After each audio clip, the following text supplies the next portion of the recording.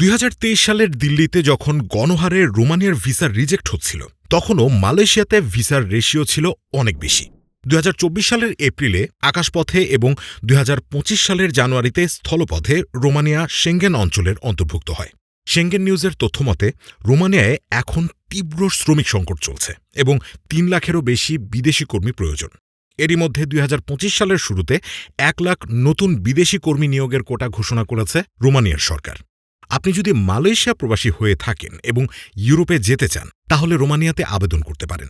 Poland, Hungary, Croatia কিংবা ইতালির তুলনায় সহজ প্রসেস এবং কম খরচে রোমানিয়াতে যেতে পারবেন।